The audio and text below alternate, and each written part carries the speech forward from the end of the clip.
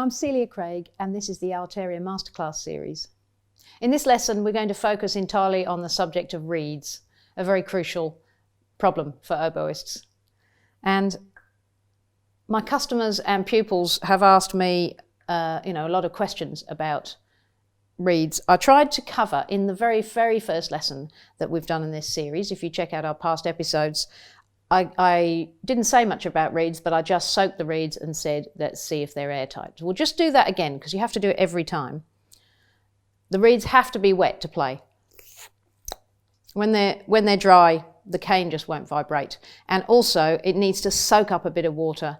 So you need to leave them in there for a minute or something like that, till it's properly soaked. If the reed's not been soaked enough, then the whole lesson, what will happen, or the whole time you're playing it, is it will close up, and then you can't get any air down it. So, but conversely, if you leave it in the water for half an hour, then it will end up being absolutely circular because it's soaked up so much water, all the fibres have expanded.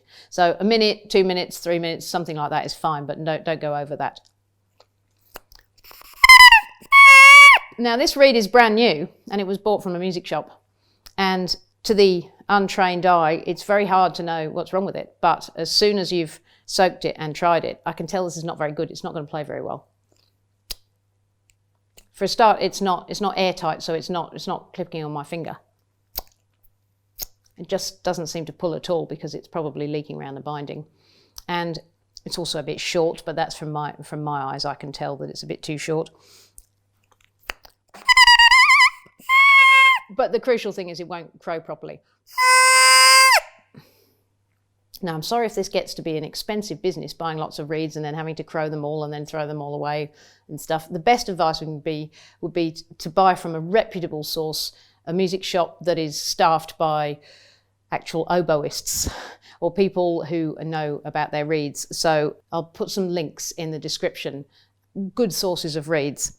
So I like this reed because the sides have closed up on both sides, so you have a nice little oval envelope down which to blow, and the shape of that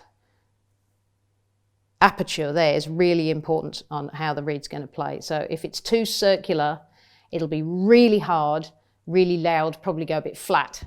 If it's too closed up, if they look too parallel and they're not curved at all, the blades, then it will be too soft. It'll close up, you won't be able to get any sound out, it'll be really quiet and probably sharp as well.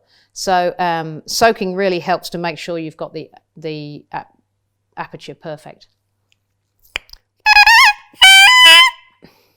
I reckon this one's going to sound nice, but I've never played it before. Shall we have a listen?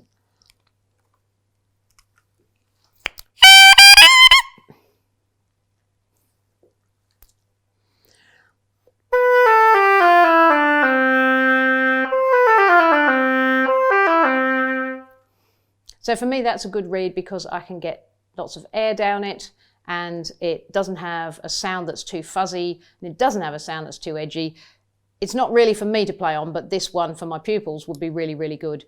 And I love the consistency of these. This is why I've recommended them.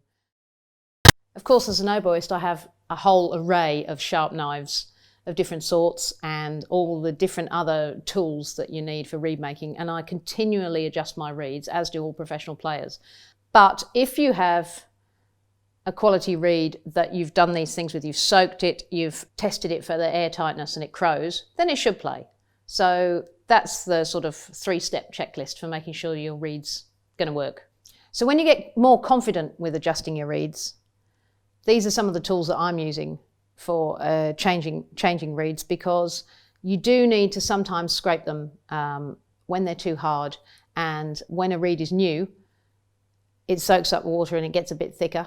So I'm continually scraping my reeds, and I'll just show you some of these things that I use, and some of them are quite easy to get and to use to fix reeds with, so we'll talk about that as well. So I don't really need to do much to this reed now because it seems to be fine anyway. This tool is called a mandrel, and it's important because I put it inside the reed to just help me hold it.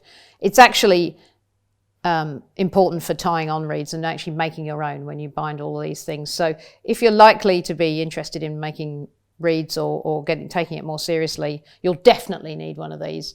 But in any case, it's still useful to have it there. So most oboists have one of these mandrels. It's just a handle, that's what it's for. I've got this special ruler because it's important to know how long your reed is. And if you buy from a reputable supplier and the same supplier all the time, then they'll all be the same. This one's 72.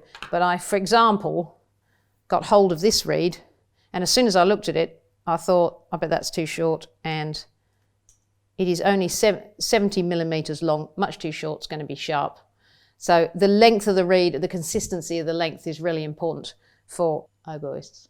So this ruler I've got so that I can measure the length of the reeds. Obviously, because I'm reed making myself, I've got to make sure that they all end up at the same length. But for commercially bought reeds, it's quite handy too, because this one came from a music shop and one of my pupils has bought it. And the second I looked at it, it looked too short to me. But I used my ruler to measure it, and 70 millimeters, that's ever so short. It really is. These ones that we sell in our shop are consistent at 72. Which is a bit more average. It's important that the reeds you play on are always the same length. Otherwise the pitch will vary, so that would be difficult. Now these are some of the things that I use for my own reed making, and the nail varnish is there to paint over the binding. But it's also quite a useful thing if somebody is playing a reed and it's starting to come undone. So it's like a glue really. I mean, it smells a bit, but it's useful. This thing is called the mandrel, and you don't have to have one of those, but it's quite useful to put it inside as a handle to look at the reeds. And here are my knives and plaque. What I'm using when I'm scraping a reed a little bit is the idea of, I put the plaque in and I'm using the knife to scrape some of the bark down, some of the cane down, so that the reed becomes a bit softer. As a general guide, if I take a tiny, tiny bit off the tip, the reed just off the very, very, very edge of the tip, then the reed will speak easier. It'll change its sound a little bit as well, but it will speak easier just on the tip. That means that's the instant the reed's playing. If I take a little bit from the back of the reed, it will crow better and probably be a bit louder. But really, you don't need to know those things for the first few years of playing. I mean, you can still adjust your reed without having to buy a nice knife. To start with, you just buy your reeds from a reputable supplier and you crow them and soak them. And if they will crow and if they're soaked properly, then you can play on it. That's done. That's all you need to know. But you need to find a reputable supplier. So that's why I've put links in to some websites where you can. But as a very basic, bare minimum, if you're interested in trying to make your reeds play more easily and that sort of thing, this is basically the three things that you need. These plaques are really important. You can't do anything on reed adjusting without one of these, because it goes in the middle, in between the two blades, and supports the reed so you don't break it, and so you can see what you're doing. The mandrel is the ideal thing to put inside there and hold it, but you don't really need to have that, because you could do it without. I just can't. And I'm using P1200 sandpaper, which are curling around very carefully, to just rub over the reed if it seems a bit too hard. And that will do the same job as the knives do, but less dangerously, as long as you don't clip the edge of it onto the reed. You're really careful, that's why I've curled it. But just a little bit of that makes the reed speak much better, and it's much easier to play. And you always do both sides. So I don't think that reed would need anything more. Just testing it. If it sounds like that, it's ready to go. So that was a basic introduction to some of the techniques of reed making and reed adjusting. Links in our description will give you reputable dealers from whom you can get your reeds, and on their websites you'll find more information about reeds and reed equipment and things like that. So I think that's all you need to know at this stage. I hope it was helpful. Thanks for watching. Check out some of our other episodes and stay tuned for more.